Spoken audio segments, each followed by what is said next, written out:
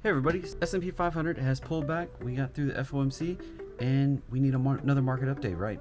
So let's jump into it. All right, so the S&P 500, it pulled right back down, right through the 39.50 warning I put out weeks ago, and we returned all the way to the bottom. We made a higher low on Friday, but now is the time we can see a reversal. And what kind of reversal?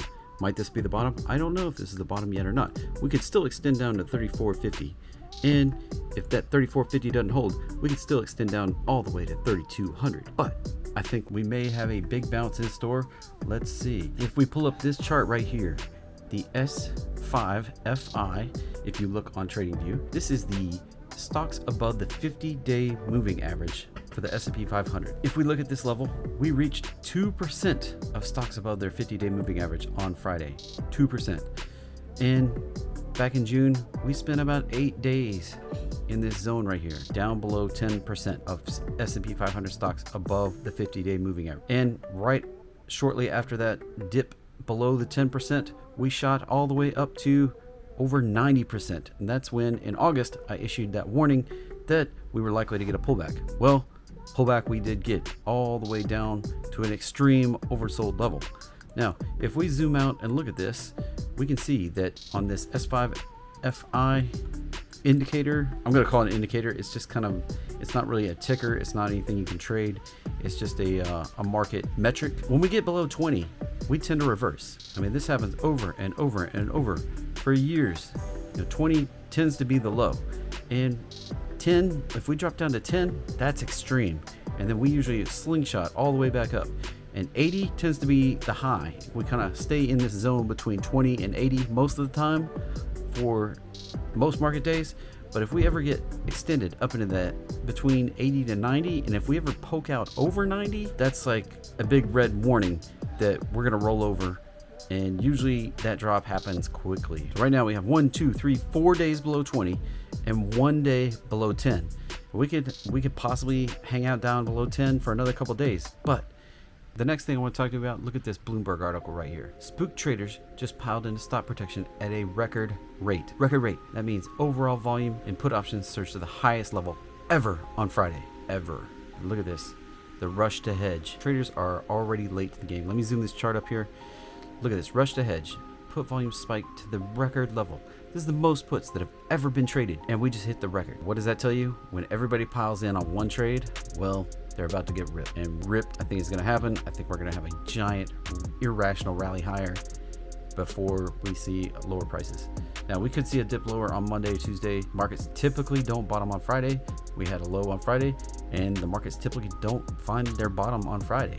It's just a fact. We can see one more lower low this week and then start on a rally. Rip a bunch of these put holders because the market loves to take advantage of people that are all piled in on one direction on a trade. This reversal is coming. What am I doing? Well, I'm lightening up on my shorts. I had some shorts going into this. I'm lightening up on them and potentially adding very cautiously a few longs. So what did I do to help take advantage of this? I put on a credit spread on the XSP. XSP, you might say, what the heck is XSP? If you're not familiar, it's mini SPX. It's kind of like SPY, except it's actually directly SPX. So you actually get a 60-40 tax benefit if you're in the United States and you're in a taxable account. I zoomed out to October 19th, which is 24 days in the future. It was 26 days on Friday. I jumped down here to this 345. Now, why 345, you might wonder? Well, if we jump over to the S&P 500 chart, 345 puts me right down here at this support level right there, 345. To get XSP, you knock one number off, so it's 345.6. Well, I'm going to sell that 345 down here, and I'm out to the 19th of October. So what I'm really saying is, I expect this bounce and whatever to happen in here and to stay above that 345 by the 19th of October. Now, because I don't have unlimited funds in this account, I went ahead, dropped down 30 strikes to the 315 and bought that one. If we create this order right here, we jump down to 315 there, you can see 264 credit on this trade right here. All right, so we've got the order created here. We're going to sell the 345, buy the 315. We're at the mid price here. As of, this is the weekend, it's closed at this very moment. So you get a 264 credit, you have a 2736 risk, but that 2756 risk is 0.5% risk, and this is about a 10% return on the risk. Not too bad for a 20-day trade. What I'm looking to do is when this drops roughly $1, maybe $1.50, when it gains $1 to $1.50 of the credit, I'm going to go ahead and close this out. I am not going to ride this all the way out. So I'm expecting that to happen maybe in the next week and a half, and I'm going to close this trade out, be risk off, take my money and run. That's one of the first things I'm doing. I already have this trade on. Now let's jump over to something else for a minute. Let's go through the basics of natural gas storage underground. We have A type of wells, which are salt caverns. Those are typically in coastal areas. We have mines, which are spread throughout the United States. We have aquifers, which tend to be in the Midwest, and we have depleted reservoirs and hard rock caverns for storage. Now, the storage regions, we have the Pacific, the Mountain, the South Central, the Midwest, and the East Zone. This is the EIA, this is the government website. So in general, the salt caverns are down here around the coastal areas, and everybody else is a blend all over the place. If we jump over and look at their report right here, we see that the East Zone has 7.8% less than a year ago. Midwest, 6.2% than a year ago. Mountain, 14.3% less than a year ago. Pacific, 1.3% less. South Central, 5.2% less. And that breaks down to an 11.9 in coastal regions. Remember that salt I was talking about? 3.2 in non-salt areas. So that leads to a total US of 6.4% less than last year. If we look at the 5-year average right here, we are 10.4% below the 5-year average. Now, why is all this important? If you recall, I was just recently talking about the shortages in wheat, and I'm going to throw a link right up here if you want to go watch that video and see the trade I'm doing. This has to do with natural gas. Check out this residential use of energy right here. This is all the way back to 2015. Here's our electricity. You know, the government thinks we're going to switch over to electricity. Green power, electricity is the wave of the future, right? Look at our usage of electricity. Every year, it's pretty constant.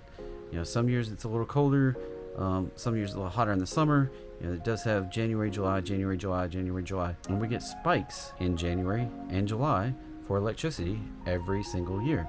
Well, you don't burn natural gas to cool your house in the summer, so electricity spikes. But you do burn natural gas to heat your house in the winter in a lot of the cold places of the United States. Well, that creates these giant spikes every winter that happen to top out somewhere around February every year, like clockwork. What time of the year are we? We're coming up on the fall. We're just toward the end of September, looking down the barrel of October.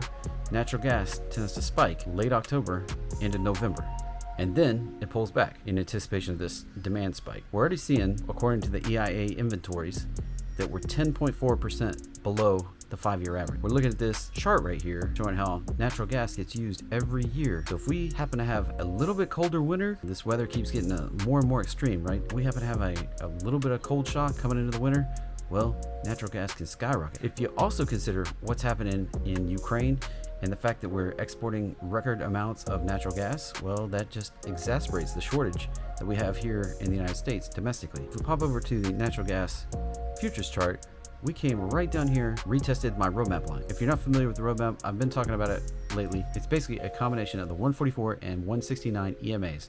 Why, you might say, why 144? Why 169? Well, those are kind of Fibonacci based numbers. I was expecting a pullback right to that oval. We poked down just a little bit past the bottom of it. Well, if we look back, we can see that we tend to get a little bit of pullback in October and spike in November. Just coming into November here. The year before, if we scan on back here just a little bit, we spike right into November, and then we go back another year, we spike right into November, we go back another year, we spike right into November. Anybody see a pattern so far? So right now, I'm expecting yet another spike right up into November. I'm not the only one who thinks there's a problem. If we look at this right here, CNN Business, Americans should brace for higher natural gas prices. It says Chevron CEO, oil and gas producer right here, and they're expecting higher gas prices.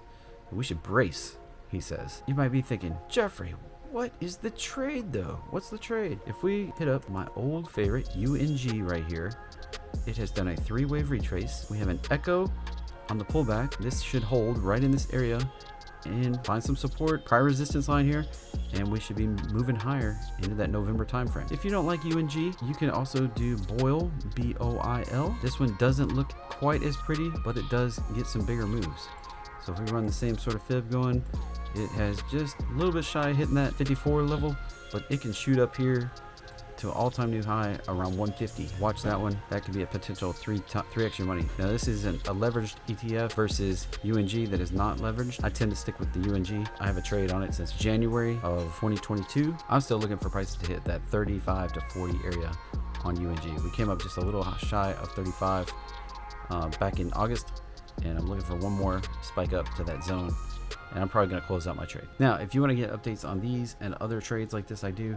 I update things on Tuesday every week. I do a live 30 minutes of awesome where I take your request. Hit the like, subscribe, and ring that bell notification so you get notified when I go live on Tuesdays. You can come join me and ask questions live. I would love to have you. And do you agree with my natural gas play or not? Let me know in the comments right now. And I'll see you on the next one.